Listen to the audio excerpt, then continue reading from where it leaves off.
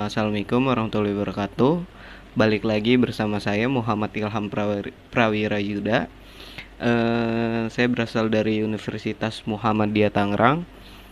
Di sini saya akan melanjutkan tugas dari Pak Ari, yaitu tugas ke-13. Di sini saya akan menerangkan uji kelayakan model, terus eh, koefisien determinasi, dan terakhir itu uji T. Nah, oke, langsung aja kita ke aplikasinya. Oke.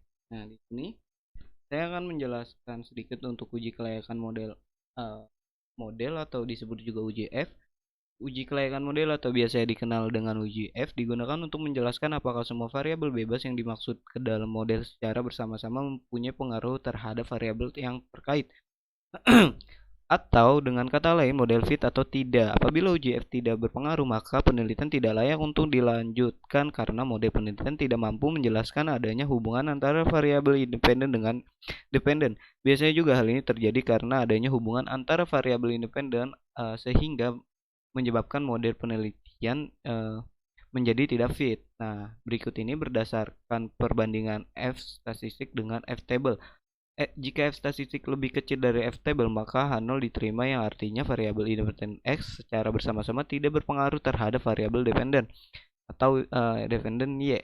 Namun sebaliknya, jika F statistik lebih besar dari F table, maka A diterima artinya variabel independen X secara bersama-sama berpengaruh terhadap variabel dependen Y. Nah, di sini berdasarkan probability-nya, jika probability F statistik lebih besar dari A 0,05, maka H0 diterima yang artinya variabel independen X secara bersama-sama tidak berpengaruh terhadap variabel dependen Y. Namun sebaliknya, jika probabilitas lebih kecil dari A 0,05, maka HA diterima artinya variabel independen X secara bersama-sama berpengaruh terhadap variabel dependen. Nah, berikut ini proses uji F dengan menggunakan program Fuse ya. Kamu bisa lakukan langsung aja, bisa klik 2 kali yang di sini yang udah di save waktu itu. Nah, di sini langsung muncul output proses uji F dengan menggunakan program Fuse. Nah, pada output di atas menjelaskan bahwa nilai F statistik sebesar 7,562400, sementara F table dengan tingkatan 5% dan uh, yang didapat F table-nya sebesar 2,45583. Dengan demikian F statistik 7,562400 lebih besar dari F table 2,45583 dan nilai probabilitasnya 0,00045 lebih kecil dari 0,05, maka dapat disimpulkan bahwa HA diterima. Maka dengan demikian dapat disimpulkan bahwa variabel-variabel independen dalam penelitian ini yang terdiri dari size, ROA, DAR, NPF, dan suku secara bersama-sama memiliki pengaruh terhadap ISR. Selanjutnya ini koefisien determinasi. Hasil saya jelaskan sedikit. Hasil koefisien determinasi menjelaskan seberapa jauh kemampuan model regresi dalam menerangkan variasi-variasi bebas mempengaruhi variabel terkait. Semakin besar hasil request, R-squared-nya akan semakin baik karena hal ini mengidentifikasi semakin baik variabel independen dalam menjelaskan variabel dependen. Nah, langsung saja.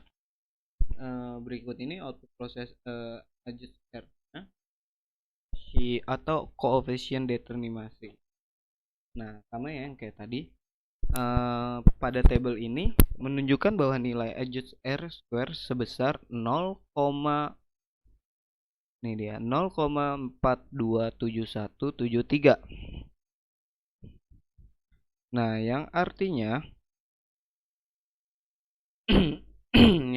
bahwa variabel perubahan naik terus ISR dapat dijelaskan oleh size, ROA, DAR, NPF, dan sukuk sebesar 49,2%, sementara sisanya yaitu sebesar 50,8% dijelaskan oleh variabel-variabel lain yang tidak diteliti dalam penelitian ini.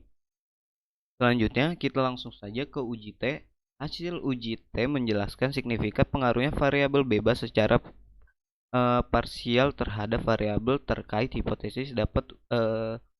Hipotesis dalam uji T adalah sebagai berikut ini. Berdasarkan perbandingan T statistik dengan T table, H0 jika nilai T statistik lebih kecil daripada T table, dan HA jika nilai T statistik lebih besar daripada table. Jika nilai statistik lebih kecil dari table, maka H0 diterima yang artinya variabel independen X secara parsial tidak berpengaruh terhadap variabel dependen.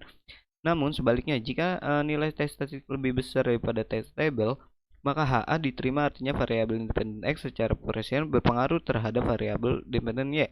Berdasarkan probabilitasnya, jika probabilitas lebih besar dari A0,5, maka H0 diterima yang artinya variabel dependen secara parsial tidak berpengaruh terhadap variabel dependen. Namun, jika sebaliknya lebih kecil dari A0,05, maka HA diterima yang artinya variabel dependen secara parsial berpengaruh terhadap variabel dependen. Nah, ini berikut output uji T-nya dengan menggunakan is ya. Sama saja ya ini yang dari awal dan tadi itu. Pada tabel di atas menunjukkan bahwa yang pertama ada nilai statistik ukuran perusahaan size sebesar 5,342578. Sementara T table ya di angka A sama dengan 5%, yang didapatnya 2,02269. Dengan demikian T statistik size-nya 5,342578 atau lebih besar dari table yang 2,02269. Dalam nilai probabilitasnya di sini ada 0,0000 lebih besar lebih kecil dari 0,05. Maka dapat disimpulkan bahwa variabel ukuran perusahaan size dalam penelitian ini memiliki pengaruh terhadap pengungkapan Islamic Social Reporting atau ISR. Nilai koefisien rekursi variabel size sebesar 0,069. Hal ini menggambarkan bahwa variabel size berpengaruh positif terhadap ISR. Dengan demikian, setiap kenaikan suatu variabel size maka akan menaikkan nilai varian ISR.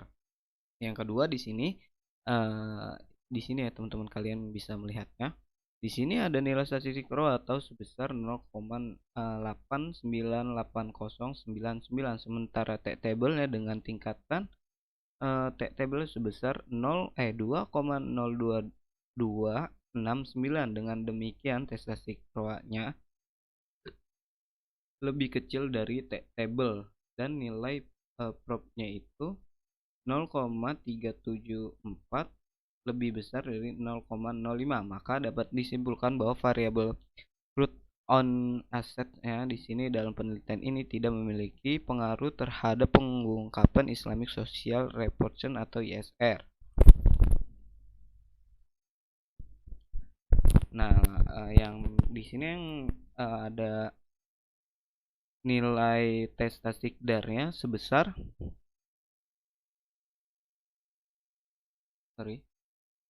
Di sini ada nilai tes statistik DAR-nya sebesar 1,40735, sementara T table-nya 2,02269. Dengan demikian, tes statistik DAR-nya itu lebih kecil dari T table-nya dan nilai prop-nya 0,1672 lebih besar dari 0,05. Maka dapat disimpulkan bahwa variabel depth to asset ratio atau DAR dalam penelitian ini tidak memiliki pengaruh terhadap pengungkapan ISR. Nah, nilai statistik NPF-nya sebesar 2,371637, sementara T table-nya sebesar 2,02269. Dengan demikian, statistiknya NPF lebih besar dari T table dan nilai prop-nya 0,0227 lebih kecil dari 0,05. Maka dapat disimpulkan bahwa variabel non-profit Fans atau NPF-nya dalam penelitian ini memiliki pengaruh terhadap pengungkapan Islamic Social Reporting atau ISR. Nah, Nilai koefisien regresi variabel NPF sebesar min 1,907. Hal ini menggambarkan bahwa variabel DAR berpengaruh negatif terhadap ISR. Dengan demikian, setiap kenaikan satu satuan variabel NPF maka akan menurunkan nilai variabel ISR. Konstannya sama dengan 0,489 sebesar min 1,907. Dan yang terakhir di sini ada nilai statistik sukuk sebesar 0,38640, sementara T-table dengan tingkatan A sama dengan tingkatan A, yaitu T-table-nya sebesar 2,02269. Dengan demikian statistik sukuknya 0,38640 lebih kecil dari table 2,02269 dan nilai proof-nya itu 0,7013 lebih besar dari 0,05.